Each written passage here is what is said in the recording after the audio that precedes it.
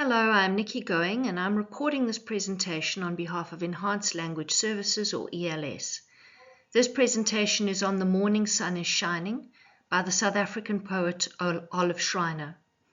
This is a lyrical poem with some characteristics of a lament or an elegy, and although it was written by a South African poet and it is set in Africa, please note that it makes absolutely no reference to apartheid and it is not a protest poem.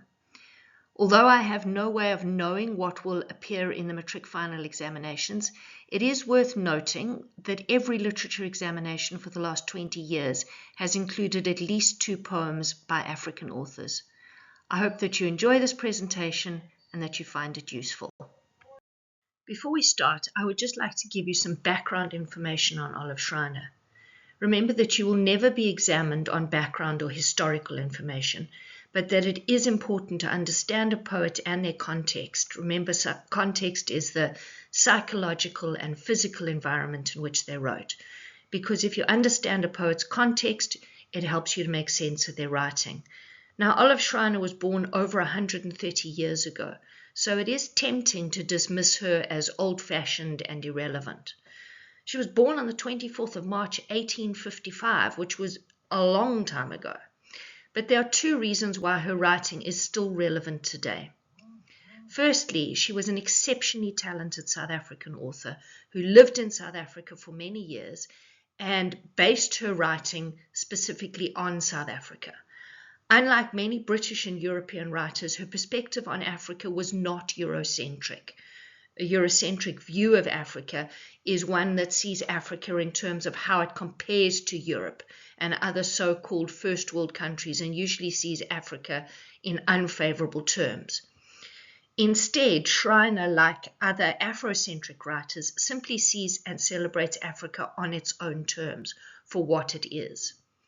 Schreiner was also very far ahead of her time in the way that she thought and wrote.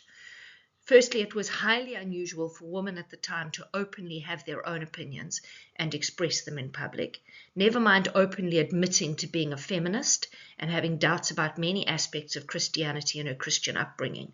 For example, she scandalously said that she doubted that life after death was a reality, which was a shocking idea to admit at the time. Schreiner also openly campaigned for marginalized groups and critically described sexist and misogynist behavior in her novels. For example, The Story of an African Farm was a feminist novel, although, ironically, in order for her to get it published and read, she had to publish it under a pseudonym, and it was originally published under the pseudonym Rolf Iron. And remember that misogynist means woman-hating. Miso is the ancient Greek for hatred, and gynos means woman. Schreiner was also a pacifist who campaigned against men going to war in a time when fighting in wars was seen as heroic and manly. And she died on the 11th of December 1920, so as I said, a long time ago. But as you will see in this poem, many of her themes remain relevant and were universal and are still important today. Although Olive Schreiner had a very English education and periodically returned to England to live and work, the setting of her writing was profoundly African and South African. She was born in what was Lesotho, and is still Lesotho, and lived in tiny rural South African towns for the remainder of her life. She loved rural South Africa and the natural beauty of the areas in which she lived. All of the imagery in her poems and writings is profoundly, and unusually for the time, very, very South African. And you can see this typical imagery in The Morning Sun is Shining. And if you read her most famous novel, The Story of an African Farm, you can see it there too. As you can see, Schreiner lived quite a simple life. This was her home from 1855 until her death in 1920, and it's in the Balfour Seymour area in the Eastern Cape. It is called Olive Schreiner House and was where she lived until the end of her life. She might have even written The Morning Sun is Shining from this home. So now I'd like you to do a pre-reading activity. When I stop talking, please stop the video and picture yourself waking up and going outside on a beautiful early morning. Jot down some ideas of how you think you would feel and what you might see, taste, touch, hear, and smell. Remember that seeing, tasting, touching, hearing, and smelling are all examples of sensory imagery, and they're very commonly used by poets. And I hope that when we go through the poem, you can see some links between what you were imagining and what Olive Schreiner describes. So you can stop the video at this point and jot down some ideas if you'd like to. Now I'd like you to think about this question. How does a love of the landscape in which you live affect your art or writing? Again, just stop the video and jot down some ideas. And think about, if you love the landscape in which you live, how does that affect the art that you produce, whether it's painting or writing or poetry or music? And I've included this painting, Trees and Landscape, by the famous South African artist Jacobus Hendrik Pierneef, which might give you some inspiration. Pierneef, by the way, was another South African artist with a very, very proudly African perspective. For your third pre-reading activity, stop the video when I finish talking and consider this question. How does death affect the way you see the world and write about it? And as I read and then analyze Schreiner's poem, The Morning Sun is Shining, see if you can relate to her feelings and descriptions and make any links with the things that you have written down. As I analyze the poem, I suggest that you take notes and highlight key phrases, and also make sure that you understand the technical language terms that I use. I will remind you what those terms mean when I use them, and I suggest that if you don't know what a term means, you write down the definition. This is because it's very difficult to speak meaningfully and logically about literature, poetry, or language if you don't actually have the vocabulary you need. It's like going into a maths paper without knowing what plus and minus means. It's also a good idea to work with a copy of the poem in front of you, because then it's much, much easier for you to take notes. As I read the poem, listen very carefully to the rhythm and to Schreiner's use of phonic devices. Remember that phonic devices are sound devices like rhyme, alliteration, assonance, and onomatopoeia. Ask yourself if the rhythm of this poem reminds you of anything, and if it is regular or irregular. Remember that poems are like music. They're written so that they sound a particular way when they are read out loud, and that they are made to be heard. Once I've read the poem, I suggest that you stop the video and count the number of syllables in each line. Remember that a syllable is the smallest unit of sound that you can break a word down into. For example, in the first line, the morning sun is shining on, you have 7 syllables. And one of the things you need to notice is whether or not you have a repeated pattern of syllables in the lines of the poem. Because if you do, that tends to create a very regular, predictable rhythm. I also suggest that you analyze the rhyme scheme using the ABC method. And if you don't know what that is, I will go on and explain it. Once you've worked out the rhyme scheme for the whole poem and counted the syllables for each line, and I've read the poem to you, then have a look at the next slide to see if you're correct. I'm now going to read the poem, and as I do, I'm going to play some quiet bird song in the background, just to give you a sense of the setting of the poem.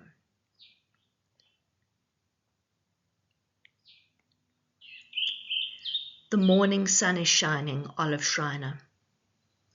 The morning sun is shining on the green, green willow tree, and sends a golden sunbeam to dance upon my knee. The fountain bubbles merrily, the yellow locusts spring. Of life and light and sunshine, the happy brown birds sing. The earth is clothed with beauty, the air is filled with song. The yellow thorn trees load the wind with odors sweet and strong. There is a hand I never touch, and a face I never see. Now what is sunshine? What is song? Now what is light to me? Now before we continue, I suggest that you stop the video and count the number of syllables in each line, and you analyze the rhyme scheme. And then you can move on to the next slide to see if you got it right, and for a discussion of the rhyme scheme and the number of syllables in each line, and very importantly, the implications that that has for meaning and the themes of the poem.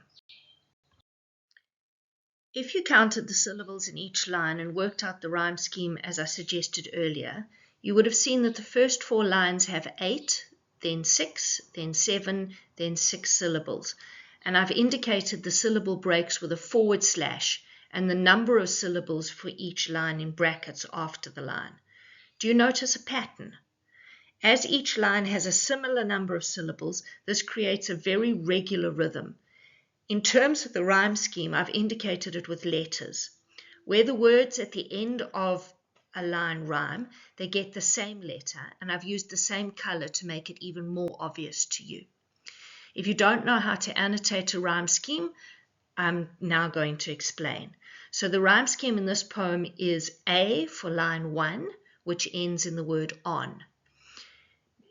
B for line 2, because line 2 ends with the word tree, which does not rhyme with on, and so it gets the next new letter in the alphabet.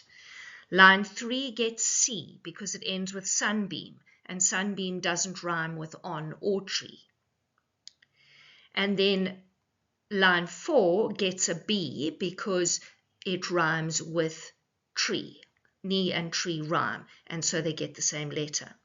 In lines 5 to 8, we have the syllable counts of 8 syllables, 6 syllables, 7 syllables, and 6 syllables, which of course mirrors the syllable count in the first 4 lines. And then in terms of the rhyme scheme, merrily in line 5 doesn't quite rhyme with knee and tree in lines 2 and 4, and so it's known as a half rhyme because it kind of rhymes but doesn't really do the job, and it gets a new letter.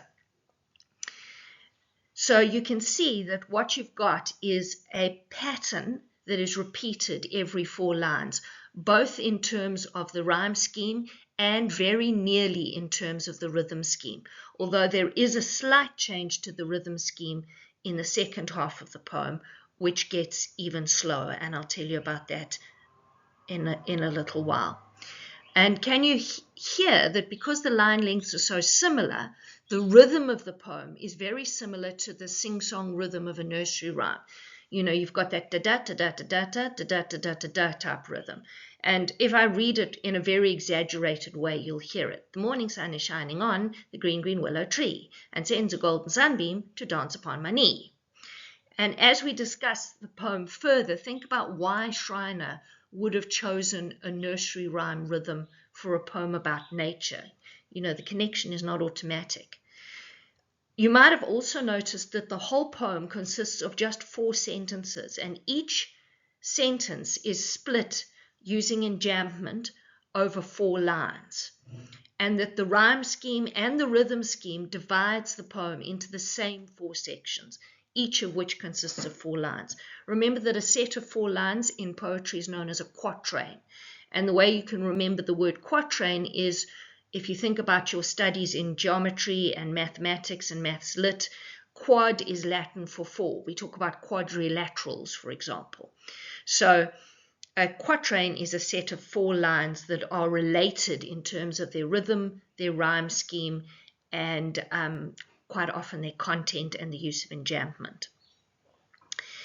Each quatrain, as I said, has a very regular, quite slow sing-song rhythm that sounds like a nursery rhyme. But because lines 10 and 14 are 1 syllable longer than their corresponding lines in the first 2 quatrains, so that's lines 2 and 6, the rhythm slows down even more in the second half of the poem. And I think you'll see that that matches the tone becoming more sad and more thoughtful in the second half of the poem. And so a slower rhythm is appropriate. And hopefully as we go through the analysis, you'll see how the structure matches the themes and the content very closely. And I hope that you enjoy the analysis that follows.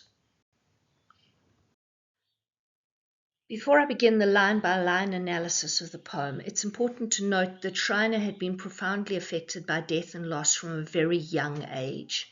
She was the 9th out of 12 children, and her full name was Olive Emily Albertina Schreiner. She'd been named after not one, not two, but 3 of her dead older brothers, all of whom had died before she was born. When Schreiner was still a child, her favorite little sister also died. This had a huge impact on her. She wrote about it in a letter to a friend, John T. Lloyd, in 1892, saying, "I think I first had this feeling with regard to death clearly when my favorite little sister died when I was 9 years old. I slept with her little body until it was buried, and after that I used to sit for hours by her grave. And it was as impossible for me then as it is impossible for me now to accept the ordinary doctrine that she was living on somewhere without a body." Finally, after a marriage to Samuel Cronwright Schreiner, Olive Schreiner gave birth to a little girl who died in 1895, 16 hours after her birth. Schreiner had already had multiple miscarriages, and this daughter, who was never given a name, was the only child that was born alive to her. The exact date when Schreiner wrote "The Morning Sun is Shining" is not known, but it was probably after the death of her daughter, and it was definitely after the death of her little sister. As we discuss the poem, see if you can see the impact of Schreiner's sadness coming through in her words. Morning sun is shining on the green, green willow tree, and sends a golden sunbeam to dance upon my knee. In this first quatrain, from lines 1 to 4, we've already mentioned that the regular rhythm and rhyme scheme in this quatrain, which sounds like the jaunty, upbeat rhythm of a nursery rhyme, you will notice that that ties in with the personification of the sun as a generous figure that sends a golden sunbeam to dance on the poet's knee. So you can see all this positive diction and imagery that links to that happy nursery rhyme rhythm. The sunbeam is also personified and is described at times as a small figure that dances on the poet's knee. And you can imagine a sunbeam looking like it's dancing because of the rapidly changing quality of morning light. But that personification can also allude to a very small child dancing on their mother's knee. You know, imagine a mother holding up a baby when it's first learning to walk and how they kick their feet around. It looks like they're dancing. Notice the use of the color symbolism that runs throughout the poem. Golden has connotations of riches and treasure, which implies that the sunbeam is precious to the poet. And green is a color that symbolizes growth and new life, and is referenced again in later quatrains where it is a reference to spring and growth and new life. On the first reading of this quatrain, please note that I'm using the word quatrain, not stanza or verse, because this entire poem is actually one verse. There's no paragraph breaks or gaps between the lines. It sounds as though the tone is one of blissful happiness. After all, who doesn't enjoy an early morning sunshine and moment of peace and quiet? And the imagery seems to be linked to themes of hope and optimism, especially as the connotations of an early morning are of a new day or a new beginning. However, there are a few examples of foreshadowing of the sadness that is to come. Notice that the morning, or the early part of the day, can also be read as a play on words on the homophone mourning, spelt mourning, which means to be sad about a death or a loss. So remember that when an author uses foreshadowing, they're giving the reader a clue or a hint about what is to come. And always remember that word foreshadowing by thinking about how when you're walking along, it sometimes looks like your shadow is ahead of you. And shadows can be symbols of evil. So foreshadowing is like a shadow of evil that goes ahead of the main story. And a homophone is a word that sounds like another word, but that has a different meaning and very often a different spelling. Homo comes from the ancient Greek word meaning the same, and phonos means voice or sound. So if you understand mourning as in mourning, as also mourning, or sadness, this is a secondary meaning, and it implies that although the sun, which is personified, is looking down on the poet, you think to begin with, happily, it could imply that the sun is in fact sad and is sending a sunbeam to dance on her knee instead of a child that she's lost. And that idea is reinforced by the fact that willows and willow trees are very, very old symbols of sadness or mourning, perhaps because they have drooping branches. And there's even a species of willow tree called the weeping willow. And in the slide that I've put there for you, I've included a picture of a weeping willow in early morning sunlight. So you can imagine what the poet's describing.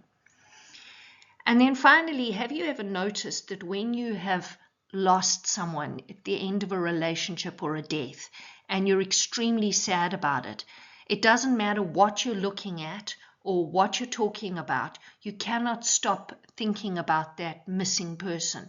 And so that they come through, they're almost superimposed on what you're looking at or what you're talking about.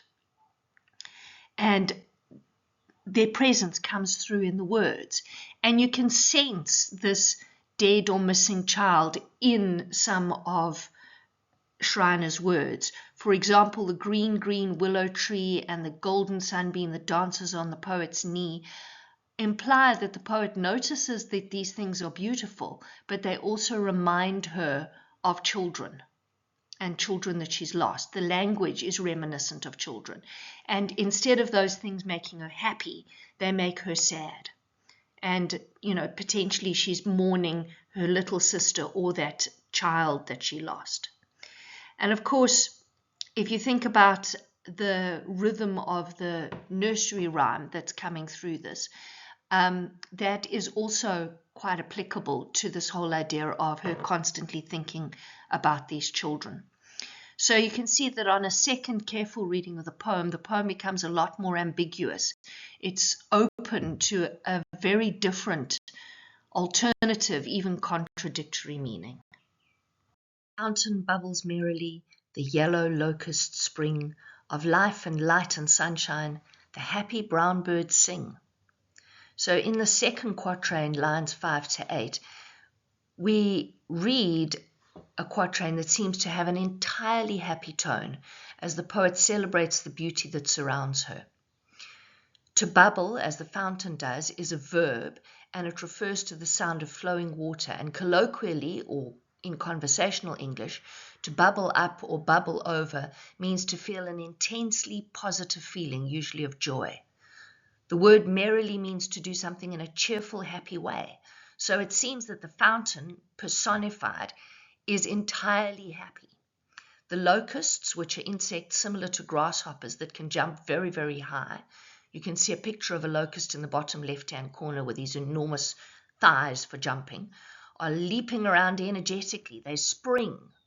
And of course, spring is also the season after winter and has connotations of new life and rebirth. So I think she's definitely playing on this word. The birds, also personified, sound to the poet as though they're singing about and celebrating things that have very positive connotations: life, light, and sunshine. And yellow, to come back to our color symbolism, is a color that is associated with sunshine, life, and light. And of course, it links back to gold in the first quatrain and the colors that were associated with the sun. Notice how the behavior of the fountain, being merry, and the locusts springing energetically, and the birds singing and enjoying life, mimics the behavior of a happy child. The only indication of less than total happiness is that the poet does not say that she is participating in the joy of nature happening all around her. She seems to watch life around her, carrying on as though nature has nothing to be sad about. And if you think about the descriptions of the landscape around her, they are also descriptions that could be used to apply to the behavior of a happy child. The earth is clothed with beauty, the air is filled with song, the yellow thorn trees load the wind with odors sweet and strong. So in the third quatrain, lines 9 to 12, you can see how the poet continues with the imagery of nature celebrating and being incredibly generous in sharing beauty. The earth is personified as being dressed or clothed in beauty, which implies that the surface of the earth is completely covered in beauty, and that the poet sees beauty wherever she looks. The air is described as being filled with song, and that's another image of beauty completely surrounding the poet to the point where her surroundings are saturated with beauty. The yellow thorn trees probably refers to African acacia trees that release clouds of yellow pollen into the wind in late winter or early spring. And you can see on the slide, I've put in a picture of the acacia or yellow thorn tree in full flower. You can imagine the huge clouds of yellow, sweet-smelling pollen that a thorn tree like this can release. In this quatrain, the thorn trees seem to participate in adding to the beauty of nature. They're described as loading the wind, implying a huge generosity and just how much sweetness and strength of odors they are giving the wind. And please note that at the time when odors was used in Olive Schreiner's diction, her word choice in her writing, the word odors didn't have negative connotations as it does today. In fact, odors were often associated with pleasant smells, like the smell of perfume.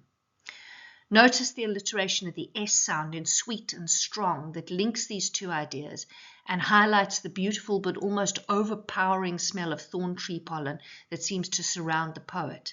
And as you can see, the poet's used sensory imagery that refers to sound, i.e. auditory imagery when she talks about the song of the birds, to sight or visual imagery when she talks about the appearance of the earth as clothed in beauty and the description of the yellow thorn trees, and then smell or olfactory imagery in the description of the smell of the pollen from the yellow thorn trees. So Schreiner's use of multiple sensory imageries implies that all of her senses are involved and even overwhelmed by the beauty that's around her. And the only hint that you get is that she might not be completely happy, is that she seems to be a little detached and passive. She notices what's going on around her, but I think it's quite significant that she never says that she thinks that it's very beautiful, or that she's loving the sound of the birds, or that she's enjoying the smell of the pollen. She notices it. In the final quatrain from lines 13 to 16, the poet makes her attitude to the beauty of her surroundings clear as her tone changes from celebratory, as she notices the beauty of the morning, to a tone that seems to be bitterly sad. The poet explains the reason for the change. She says there is a hand I never touch and a face that she says she never sees. She doesn't explicitly say that she's thinking of her dead daughter and her dead child, but I think it is strongly implied. Notice the semicolon. That's that punctuation mark that looks like a full stop above a comma, and that occurs at the end of line 14. A semicolon indicates that two sentences of equal importance have been joined together and that they refer to one another in some way. Before the semicolon, the poet says that she's missing someone that's presumably died. And then after the semicolon, the poet implies, but doesn't explicitly state, that her sadness explains her reaction to the beauty around her. Sunshine, song, and light are all images that have connotations of joy and happiness, and now they mean absolutely nothing to her. The fact that the last two lines are phrased as a rhetorical question means that she doesn't expect an answer, because the people who could have answered the question are now dead. This makes the tone of the last two lines sound particularly bitter. Lines 15 and 16, as you can see, both start with the word now, which implies that the poet is referring to her present, and that her present is very different to her past. She would have once appreciated the beauty of the morning sunshine, but now it just makes her feel more lonely and more sad because the people that she mourns are not there to share it with her. The repetition of now what is in lines 15 and 16 is an example of anaphora. In other words, the repetition of the phrases or words at the start of lines that are close together. And this anaphora emphasizes her bitter, sarcastic tone, which is a complete contrast to the tone in the first three quarters of the poem, especially as she references the sunshine, song, and light that she had previously described as so beautiful. You would have noticed that the whole poem has a very sing-song nursery rhyme rhythm, which makes the beginning of the poem sound innocent, light-hearted, and childlike. However, by the time we get to this quatrain, that rhythm becomes bitterly ironic, because we see that it is a reminder of a dead child, and it is no longer carefree and happy. You can also see why this poem is a lyrical poem. Remember that lyrical poems sound like songs, and this poem has a very regular song-like rhythm. It also has elements of an elegy. It's not entirely an elegy, which is a praise poem for the dead, because the dead are never specifically mentioned, but there are some aspects of an elegy, particularly in the final quatrain. And you can also describe this poem as dealing with an existentialist theme, which is a great word to use in tests or exams. Existentialism, in case you didn't know, is the school of philosophy that tries to answer the questions, what is the meaning of life, and does life actually have any automatic meaning at all? And the theories of existentialism are summarized in the name. It's existentialism. So existentialists came up with a range of answers about the meanings of existence. And those answers range from life has no meaning whatsoever. You're born, you live, you die, that's it. And that particularly depressing school of existentialist thought is known as nihilism, spelt Nihilism, and it comes from the Latin word nil, or nothing. Other existentialists believe that your life doesn't automatically have meaning, but you can lead a meaningful life if you put a bit of work into it. And of course, whatever makes life meaningful will vary from one person to another. Some people find meaning in material goods, others in love and relationships. But anyone with a strong religious faith will believe that all lives have meaning and that all lives have been created by a divine being for a specific purpose. So you can read The Morning Sun is Shining, particularly the final quatrain, as Schreiner asking her own existential questions. She's asking what meaning her life, her existence, and the beautiful world around her can possibly have when she's mourning someone who cannot share in it with her. And she even seems to resent the fact that life and nature is just carrying on. So in this way, Schreiner's poem addresses a universal theme and a universal question. How do we make sense of loss and continue to lead a meaningful life after a tragedy? At the start of this presentation, I asked if Schreiner's poetry can be considered to be relevant when she wrote her poems over 130 years ago. I think that in posing this universal question, Schreiner's poem is very relevant.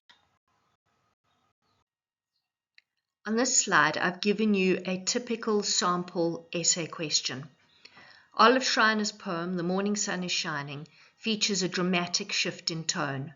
With close reference to the diction, imagery, and themes of the poem, critically discuss this statement. Now, I'm only going to give you some suggestions of the things you could comment on if you were asked to write this poetry essay in the exams. But before we do that, you must make sure that you've actually understood the question. Remember that tone is the emotions that an author or speaker conveys with their words. It's related to mood, but it is not identical, because mood is the way that a reader or audience is made to feel and think. And unlike the tone, there is no speaker necessary for mood. Diction is the choice of words, and imagery refers to figures of speech like sensory imagery, metaphors, similes, and personification. Themes are the important ideas that are referenced. When you are asked to critically discuss a statement, it means that you should discuss it from multiple perspectives and give reasons and evidence for your opinions. Please note that this question does not say that you should say to what extent you agree with the statement or to what extent the statement is valid or true. The statement has been presented to you as a fact, and you need to explain how and why the poet shifts her tone dramatically. So here goes a little model answer. In The Morning Sun is Shining by Olive Schreiner, there's a dramatic shift in tone between the third and fourth quatrains. The tone shifts from joyous and celebratory to sad and bitter as the poem progresses. The first three quatrains in the poem highlight the beauty of nature in the morning. The tone in the first quatrain seems to be almost entirely admiring and celebratory. and this is emphasized by the imagery of the sun, a symbol of growth and new life, which is personified as a benevolent figure that sends the sunbeam down to dance upon the poet's knee. The repetition of green in the description of the willow tree is color symbolism that has connotations of growth and new life. The poet's choice of diction therefore creates a tone that is almost overwhelmingly joyful and celebratory, apart from some subtle implications of an underlying unease or unhappiness. There is potentially a play on words on the homonym of mourning, M-O-R-N-I-N-G, and mourning, M-O-U-R-N-I-N-G, with the implication that the mourning is actually a sad one, and the weeping willow tree that traditionally symbolizes death and mourning. The second quatrain also has a celebratory, admiring tone as the author continues to write about the theme of beauty and nature. She describes various things that seem to be celebrating the beauty of the morning. The birds sing about positive things like life and light and sunshine. The fountain is personified as merry, and even the locusts seem to be energized by the morning as they spring around. And of course, spring is also a reference to that season after winter and has connotations of life and new growth. The poet, however, does not say how she participates in the celebration. The third quatrain continues to emphasize the theme of almost overwhelming beauty and even the active generosity of nature, and continues with the admiring tone. This is highlighted by the poet's use of diction, particularly verbs, which emphasize nature's generous actions. The air is filled with song. The wind is carrying a load of pollen, and odors sweet and strong, and the whole earth seems to be covered or clothed in beauty. The final quatrain marks a radical shift in the tone of the poem, as the poet summarizes an important theme and the central message of the poem. Because she is mourning someone that gave her existence meaning, all of the beauty in nature that surrounds her seems to be completely and utterly meaningless. She highlights this by saying that there is a hand she never touches and a face she never sees, and follows it with the bitter, bitter rhetorical question, now what is sunshine, what is song, now what is light to me? Although the poet can objectively appreciate the beauty of the morning, it just makes her feel more sad and bitter, because it constantly reminds her of the children that she's lost. The beauty that surrounds her actually increases her sadness and her pain, and it creates in her a feeling that nature and the world is just getting on with things like nothing has changed. And it is this realization that causes the dramatic shift in the author's tone in the final quatrain. Now, I hope you noticed how you should structure a poetry essay from that answer. First, you state your hypothesis, which, as you know, is the big idea you're setting out to prove. Start your hypothesis with the name of the text and the author. Here, my hypothesis is that there is a dramatic shift in tone in the course of the poem. Then you give an overview of how you will tackle the question. My overview sentence was wrapped up with my hypothesis, which is sometimes a good way to do it because it keeps your introduction short, and you want your introduction to be short, 2 or 3 sentences. So my introduction was 2 sentences, and it was, "In the morning sun is shining" by Schreiner. There is a dramatic shift in tone between the 3rd and 4th quatrain. The tone shifts from joyous and celebratory to sad and bitter as the poem progresses. That's my introduction. I then proceed to discuss the diction, imagery, and themes in each quatrain in quatrain order. So I would write 1 paragraph per quatrain. My conclusion was also short, just a single sentence that summarized my arguments as to why the statement that was given in the question is true. And you can use this method where you give the hypothesis, you give an overview statement, then you follow up with your body of your essay, generally in chronological order. That's the most logical way to do it. Or you can do it in terms of keywords in the question. So, for example, diction, then imagery, then themes. And then a very short conclusion that summarizes why your answer is correct. You can use that structure for any literary essay on any literary text. And you can also use that structure for a general discursive essay, for example, a history essay or an essay on a similar topic. And remember that in the body, you're going to give point evident explanation. So each body paragraph consists of an argument where you make a point, you give evidence to prove that your point is correct, and you explain how your evidence proves your point. So the body of your essay is just a series of arguments that are linked together and that prove your hypothesis, that big idea that you took out of the question, is correct. I will upload a video on how to write literary essays in general, but this is just to give you a little snapshot. Read the vocabulary list that I have used throughout this presentation. I'm not going to redefine all these words. If you are stuck with the understanding of a word, please go back in the presentation and you will hear that I've given you a definition. I would make sure that you know and understand what each of these words mean and you know how to spell them, and then you can use them in your writing, and I think you will find them very, very useful in your writing.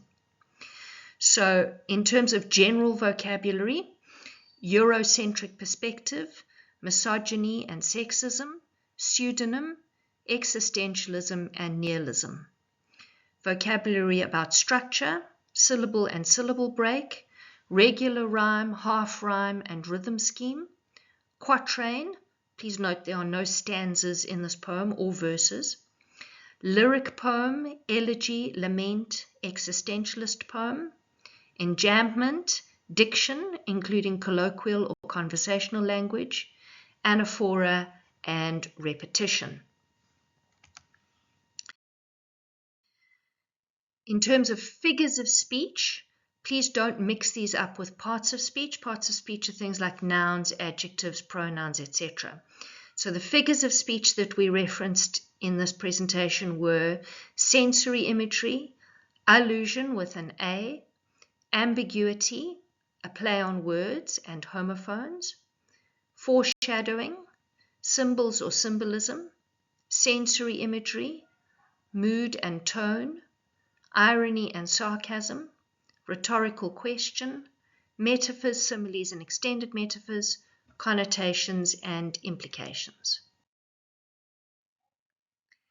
And then phonic devices are language techniques that affect the way a poem sounds when it is read out loud. And as I said earlier, phonos comes from the ancient Greek word meaning sound or voice. So phonic devices are really about the way that a poem sounds. Please note that when you are asked to talk about a figure of speech, the department doesn't expect you to respond with a phonic device. If they want you to talk about a phonic device, they will say phonic device or sound device. So the major phonic devices, I haven't mentioned all of them when I did this discussion, but that doesn't mean that you can't find examples of all of these things within the poem. These are the major ones. Rhyme, and remember you can spell it, rhyme has you and me, and I've highlighted the letters, and that's a good way to remember it. Rhythm, you can remember rhythm has your two hips moving, and if you use the first letter of every word, you will get rhythm. Alliteration, assonance, and onomatopoeia. Thank you. I hope that you've enjoyed this presentation and that you found it useful. I have created this channel so that any learner or teacher who's working with a South African NSC curriculum can have access to detailed teaching and learning materials. And if you would like to support me in producing these videos, please, please, please like and subscribe and pass the link and the love on to any of your friends who would find this useful. You are also more than welcome to make a small donation to support this work. And if you want to do so, please use the PayFast link in the channel description. But please note that you are welcome to access this channel for free. Donations are strictly voluntary. I would appreciate it though if you like and subscribe and share the link, because that means that I can help more students, which is ultimately what I want to do. Thank you.